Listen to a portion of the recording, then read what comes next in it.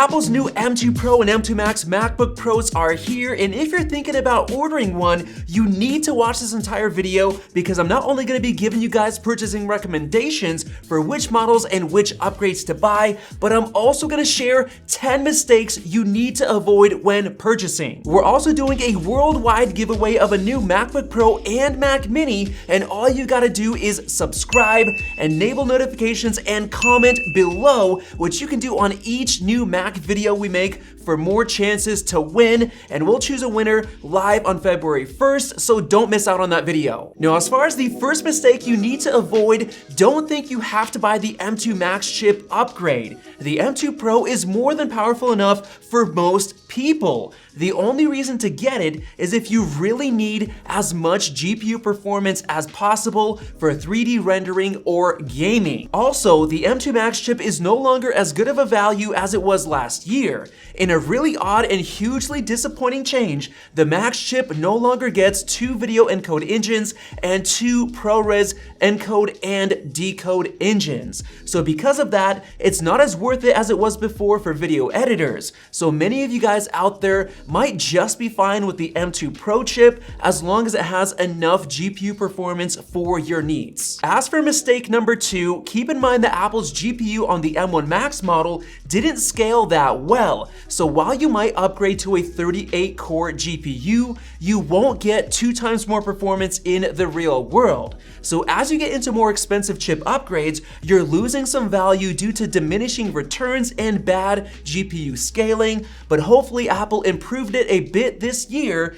Just keep that in mind. Now for number 3, do not buy the 96 gig of RAM model. It is overpriced and absolutely overkill. Even the 64 gig model is already overkill. We've tested it before and we've shown that it's not worth the price. So most people should just stick to 32 unless you know you need more than that for your specific use case. For number 4, some people might assume that this new MacBook Pro comes with other feature updates, but no. The design is identical, the display is identical, the webcam is the same, the speakers are the same, the port layout, everything. All the changes are on the inside, with the only other difference being a new space gray braided cable to match that model, and the new HDMI 2.0 port, which supports 8K displays or 4K at 240 Hz. Now for number 5, if you care a lot about fast charging, then don't buy the base M2 Pro 14-inch model because it comes with a slower 67-watt power adapter.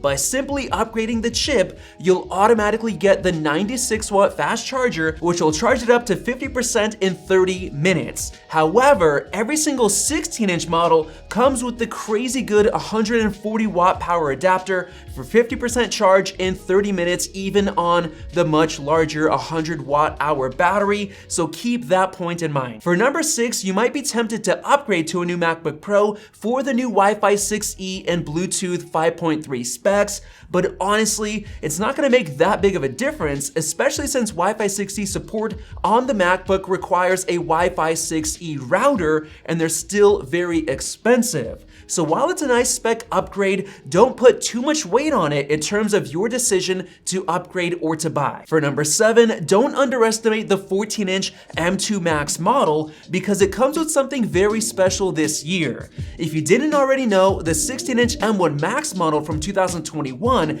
actually weighed a little bit more than the M1 Pro chip model. And that's because they beefed up the cooling system and the heatsink, but they unfortunately didn't do that for the 14-inch M1 Max. But this time around, the 14-inch M2 Max model is actually heavier than the M2 Pro, hinting that Apple probably improved the cooling system to fight overheating and thermal throttling, which was a big issue on the M1 Max 14-inch. So subscribe right now if you want to see us tear it down to find out. Now for number 8, please do not buy the 8TB SSD model.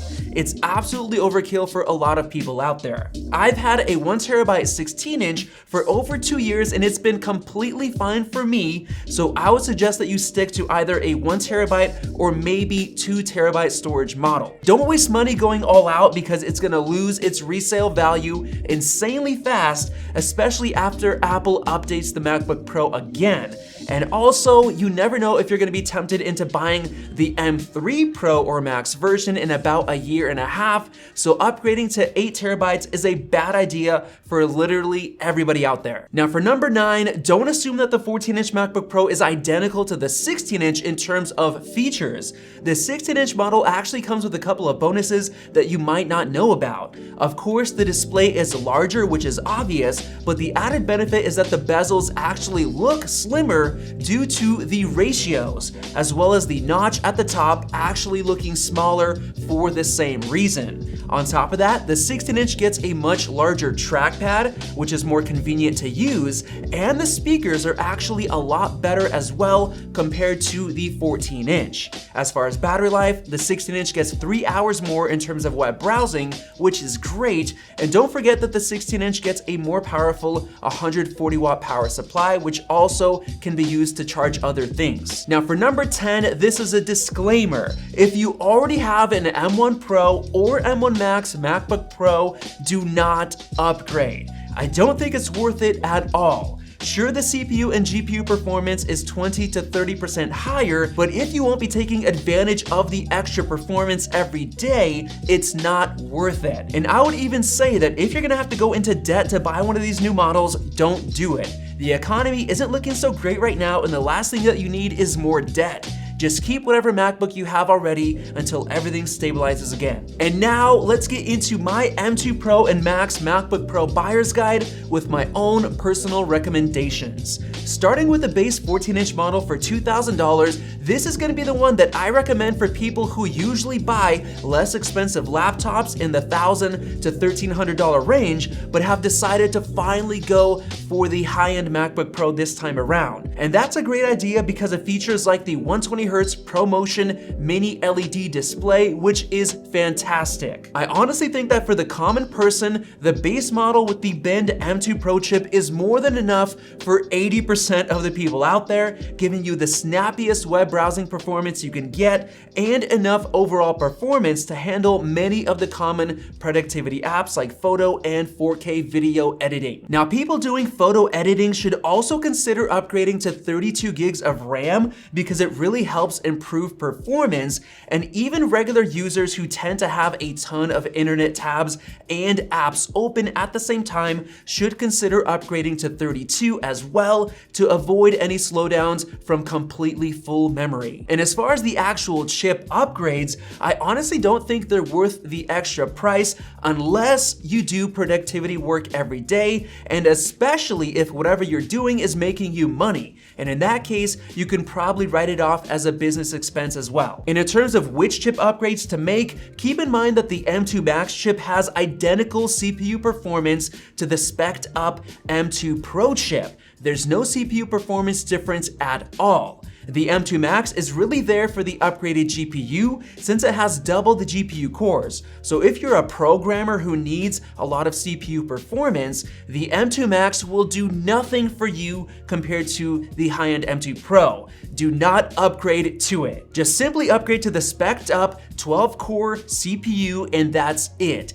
which will be a must for serious programmers and others doing CPU-based tasks like photo editing every day. However, if you're someone who absolutely needs more than 32 gigs of RAM, like Anna on Twitter, who trains neural networks and needs 96 gigs, in that case, Apple forces you to get the M2 Max to go above 32 gigs of RAM, so you're gonna have to pay for that. And on the other hand, if you don't care about CPU performance, like for people doing 3D rendering or graphics-based video editing, you're also forced to get the 12-core CPU that comes with the M2 Max, but it'll definitely be worth it since you're getting double the GPU cores. And if you're a gamer, you absolutely need to get the 38-core GPU since graphics performance is everything for gaming. But honestly, 32 gigs of RAM will be just fine for gaming, so don't go above that. Now, if you're a video editor, 3D video renderer, gamer,